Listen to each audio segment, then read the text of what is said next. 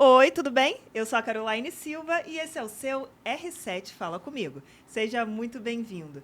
Nesse episódio, vamos falar sobre a coqueluche, uma doença que tem se espalhado no Brasil com um aumento considerável da quantidade de casos. E por isso, vamos receber a doutora Luciana Lameirão, que é pediatra da Rede Dora e vai poder tirar todas as nossas dúvidas sobre esse assunto. Seja bem-vinda, doutora Luciana. Muito obrigada. É um prazer estar aqui com você essa manhã. Muito obrigada por ter vindo. Doutora, já vamos começar esclarecendo a dúvida mais básica. O que é a coqueluche? Carol, coqueluche é uma doença infecciosa causada por uma bactéria chamada Bordetella pertussis. Já tem um nomezinho complicado. Sim, e é uma doença altamente infecciosa, contagiosa. E, para você ter uma ideia, se suscetíveis, 80% dos contatos de um paciente doente vão se infectar e adoecer. E isso é especialmente preocupante, alto, sim, é especialmente preocupante nas crianças, principalmente nos menores de 1 ano, que tendem a evoluir de formas mais graves e, infelizmente, podem evoluir até para formas fatais. Caramba. Por isso a pediatria se preocupa tanto com esse assunto. Pois é, e quais são os sintomas? Então, é uma doença transmitida pelo ar, né, por via respiratória, né, e a gente fala que a bactéria ela viaja naquela gotícula de saliva, quando o paciente tosse ou espirra ou até mesmo fala. Então, já comecei dando uma pista. É uma doença que tem sintomas respiratórios. E na verdade, ela começa como um resfriado, uma gripe comum. A coqueluche, ela se divide em 3 fases. A primeira fase é a fase catarral, que é exatamente isso que eu falei. Começa como um resfriado comum, um quadro respiratório de vias aéreas superiores, onde o paciente vai ter uma tosse, geralmente seca, coriza, pode ter um pouco de mal-estar, uma febre baixa. Isso dura em torno de 1 a 2 semanas. A partir daí, o que você esperaria num resfriado comum, numa gripe? Que você começasse a melhorar, certo? Pois é. Mas na coqueluche, não. Aquela bomba de vitamina C, né? E a pessoa muita água começa e pronto, a melhorar. Resolve. Na coqueluche, 1 a 2 semanas depois, vem a segunda fase, que é a fase pior, que chama fase paroxística, onde a tosse adquire aquela característica da tosse coqueluchoide. O que é isso, Carol? É uma tosse que vem em surtos, em paroxismos. Então, a pessoa começa a tossir com mais frequência, mais intensidade, a ponto de, assim, numa única expiração, são 5 a 10 tossidas. E aí tem uma característica da tosse, que a gente fala que é a tosse com guincho inspiratório. Por quê? Porque é uma tosse que é tão rápida, tão seca, tão intensa, que a pessoa tosse, na hora de respirar, na hora de inspirar, ela faz um ruído semelhante a isso, assim... Tentei imitar Respira aqui. fundo. Né? E isso pode ser acompanhado de muito desconforto. Com vômitos, a pessoa fica, às vezes, vermelha, até cianótica, roxeada. Imagino vômitos. Que assim, o cansaço seja extremo, Sim, né? extremo. É uma doença que desgasta muito o paciente, até porque essa fase paroxística, que é a pior, você vê, ela pode durar até 6 semanas, de 4 a 6 semanas. Então, além de ser uma doença altamente contagiosa, é uma doença longa. E é uma doença longa onde a transmissibilidade também, ou seja, a chance de eu transmitir para uma outra pessoa, ela também é longa, porque ela começa mais ou menos no 5º dia de doença, eu já começo a transmitir, e se estende até umas 3 semanas dessa fase paroxística. Então, além de ser uma doença altamente contagiosa, ela tem um período de transmissibilidade muito longo. Por isso que você está vendo aí, nos dados do Ministério da Saúde, esse aumento aí de quase 1000% esse ano, se comparado aos outros anos, né? Eu sei que nós vamos chegar aí à terceira fase, né, da doença. É a fase da convalescência, a terceira fase, que é onde essa tosse paroxística volta a ter apenas uma tosse normal, mas ela ainda pode se estender um pouquinho, porque a doença deixa o pulmão um pouco inflamado. Então, até o pulmão se recuperar totalmente, isso pode levar ainda algumas semanas. Então, a gente tem uma doença que pode durar até 10 semanas. E aí, durante esse período, né, de 4, 6 ou até 10 semanas, qual é o recomendado? Então, nesse período de doença, né, a pessoa está transmitindo do 5º ao 21º dia, lá depois da fase paroxística, se não tiver o tratamento adequado, porque a gente trata a coqueluche, como é uma doença bacteriana, com antibióticos. Existe uma classe de antibióticos específicas para ser usada nesses casos, porém, a gente só começa a pensar em coqueluche quando entra na fase paroxística, porque antes, como eu te falei, ela se comporta como uma doença de vias aéreas superiores, como qualquer outra, tá? Então, o ideal é a pessoa ser afastada das suas atividades até o 7º, 5º dia do tratamento com antibiótico, ou caso esse tratamento não seja instituído, até o final do todo o período paroxístico, para impedir o contágio. Pois é, como a senhora estava falando, a coqueluche ela começa parecendo um resfriado qualquer. Sim. Mas o que determina, né, se a pessoa está com coqueluche ou não? Clinicamente, é o aspecto da tosse que eu te falei. A tosse em paroxismo, tosse com guincho, é uma tosse que vem junto com uma falta de ar, com desconforto, com um ruído muito característico. E por um período bem prolongado, né? Existem exames diagnósticos, Carol, bem precisos. A cultura do material da nasofaringe, que demora um tempo, e também a técnica do PCR-RT, que é a mesma técnica que a gente usava no COVID, que a gente ainda usa, que é mais rápido. Porém, não é disponível em qualquer lugar. Muitas vezes não é acessível para a maior parte da população e dos colegas que trabalham na ponta. Então, a gente fica muito com o critério clínico-epidemiológico. O que é o critério clínico-epidemiológico? É a clínica da tosse mais as condições do país, da cidade naquele momento. E 2024 é um ano que a gente está tendo um aumento considerável e importante dos casos de coqueluche.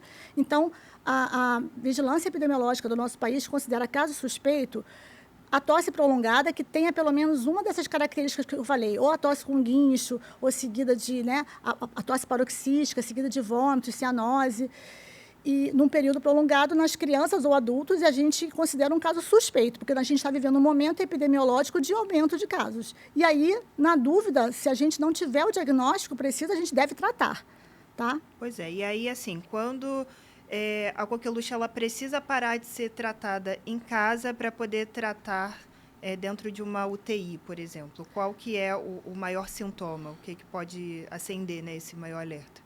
Como em qualquer caso de doença respiratória, os responsáveis precisam observar se as suas crianças estão apresentando qualquer sinal de desconforto para respirar, cianose, quer ficar roxinho, vômitos pós-tosse incoercíveis.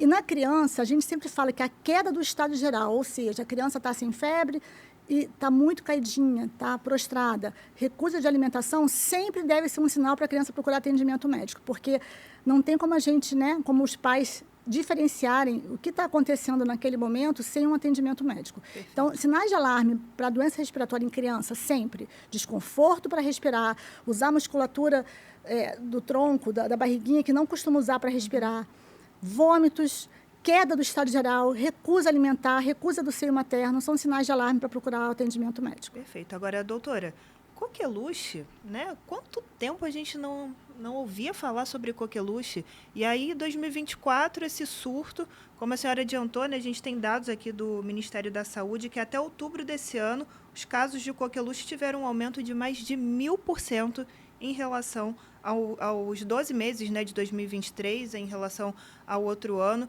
São mais de 2.400 casos confirmados. O que aconteceu?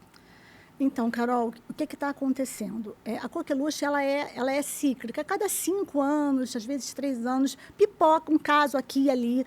Mas, assim, um surto epidêmico como esse, desde 2014, nada parecido. São Paulo, no início desse ano, já tinha registrado um aumento de mais de 400% do número de casos, se comparado aos 2 anos anteriores. O Rio de Janeiro não tinha nenhum caso relatado desde 2021. Um bebê no Paraná, infelizmente, veio a óbito em junho desse ano. E isso está associado, Carol, infelizmente, à baixa cobertura vacinal para essa doença. É uma doença que, graças a Deus, é uma doença imunoprevenível. Existe a vacina ela é gratuita pelo SUS. Porém, a taxa de cobertura vacinal está muito abaixo do esperado. Idealmente, uma doença como essa, com uma vacina antiga e segura, como a vacina que é usada para prevenir a coqueluche, ela deveria estar em torno de 95% de cobertura, 95% a 100%. Porém, o Ministério da Saúde, a pasta da vacinação, ele considera que deveria haver uma cobertura de, no mínimo, 80% para a doença não se espalhar tanto. E a nossa cobertura hoje está um pouquinho abaixo de 50%. Nossa, nos menores de um ano. Né, nos menores de um ano. Que se espera. Né? Então, é muito abaixo do que se espera. E qual é o esquema vacinal, né? indicado para a prevenção da coqueluche. A vacina da coqueluche está embutida na vacina pentavalente, que quem tem criança em casa sabe qual é. A vacina pentavalente ela é distribuída no SUS e ela protege contra 5 doenças. A difteria, o tétano e a coqueluche, mais o hemófilos influenza, que é uma bactéria, mais a hepatite B. Então, a pentavalente é aplicada no SUS, nos bebês, aos 2, aos 4 e aos 6 meses. Além esse dessas é o esquema três, vacinal, esse é o esquema básico, tá? E é esse esquema nos menores de 1 ano que eu te falei que está com uma cobertura abaixo dos 50%. Além disso, com 1 ano e 3 meses, todas as crianças devem receber o reforço da tríplice bacteriana, que é somente a difteria, tétano e coqueluche. São essas 3. Com 1 ano e 3 meses e com 4 anos. Também a cobertura vacinal nessa faixa etária está abaixo de 80%. Pois é, e isso é o que isso que realmente poderia mudar, né? Sim, por quê? O esquema vacinal é esse e o ideal, o certo, seria que todos nós, a cada 10 anos, fizéssemos um reforço da difteria, do tétano e da coqueluche. E aí a vacina que a gente usa, acima de 7 anos, não é a tríplice bacteriana igual das crianças. A gente diz que é a tríplice bacteriana acelular, ou DTPA. E essa DTPA, ela não é tão acessível, mas ela ainda é acessível também no SUS de graça para todas as gestantes no último trimestre. Por quê, Carol? Porque a gente precisa proteger o recém-nascido que vai nascer.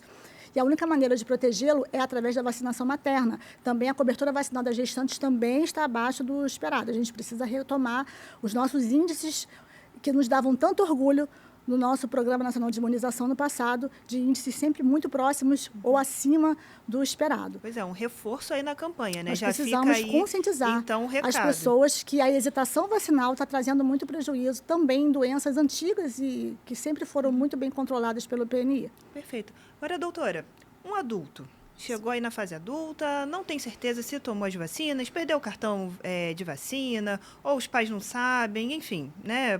Por N questões. O que ele deve fazer? Quem que ele procura? Qual é a forma de um adulto se prevenir contra a coqueluche? Então, acima dos 7 anos, a vacina que é indicada é a DTPA, que é a vacina tríplice bacteriana celular. Ela existe no SUS, porém, ela não existe disponível para toda a população. Então, o certo seria, a cada 10 anos, todos nós tomarmos um reforço. E, de um modo geral, esse reforço teria que ser feito em rede privada, porque o SUS prioriza essa vacina, guarda justamente para as gestantes. Porém, nesse momento de surto, que aumentou a quantidade, desde a portaria, se eu não me engano, é de junho ou julho desse ano, pelo menos eu vi a portaria aqui da nossa cidade, né? O nosso secretário de saúde, ele disponibilizou a vacina para todos os profissionais de creche, escola, hospitais, doulas que trabalham com os recém-nascidos e crianças para proteger essa população mais vulnerável. Que é importante estender o sim, esquema vacinal também para quem está ao redor, né? Familiares. Exatamente. Algumas clínicas da família, porque eu sei por causa de acompanhar os meus pacientes, estenderam essa proteção da gestante aos pais da criança. E, de um modo geral, é isso. Porque a imunidade ela não é duradoura para o resto da vida. A gente toma essa vacina na infância, né? Você deve ter tomado, você tomou. Tomei. Meu esquema vacinal está completo. Só que com o tempo vai caindo. Também. O ideal, Carol, seria que a cada 10 anos houvesse um reforço. Então, eu sempre recomendo para quem pode procurar a clínica de vacinação, até a privada, e fazer esse reforço a cada 10 anos. Justamente isso que eu ia perguntar. É possível também tomar essa vacina fora do SUS? No SUS, a gente consegue tomar só a DT, que é a difteria com tétano, a cada 10 anos, mas não a DTPA, que seria importante para manter. Mas eu vou te falar uma coisa, como no adulto, no adolescente, no adulto, a coqueluche pode vir de uma forma muito leve, que às vezes nem a gente consegue fazer bem um diagnóstico clínico, ou até assintomática, isso às vezes passa despercebido e cai no esquecimento mesmo. Porém, se a gente mantiver as crianças até 7 anos, que é no caso, fazendo as 3 doses no primeiro ano de vida, mais o reforço com 1 ano e 3 meses, mais o reforço de 4. Se a gente mantiver isso acima de 80%, a gente não vai ter coqueluche espalhando por aí. Tá? É possível a gente voltar, então, para o fazer com que a doença não circule dessa maneira, bloqueando lá embaixo as crianças, porque são as crianças, além das crianças, são as pessoas que têm algum problema de imunidade mais sério, que são os imunocomprometidos ou um asmático grave, eles também podem fazer coqueluche grave, mas de um modo geral, de grosso modo, são realmente as crianças que desenvolvem as formas mais sérias, são o público mais vulnerável que a gente quer proteger nesse momento. Pois é, sobre essas formas mais sérias, né? Quando que a coqueluche ela pode evoluir para um quadro, né, de morte? Então, a coqueluche é uma doença pulmonar bacteriana. Ela pode evoluir para uma forma grave de comprometimento pulmonar, de pneumonia, de insuficiência respiratória e morte. Pois é. É bastante complicado, né, doutora? Principalmente porque a gente está falando sobre vacina. Quanto tempo, né, a gente não precisou ficar falando sobre vacina por conta da Covid? E falando em Covid, a gente sabe, por exemplo, que a Covid, agora, nesse período de primavera-verão, costuma ser... Né, a gente tem uma exceção dos casos. Sim.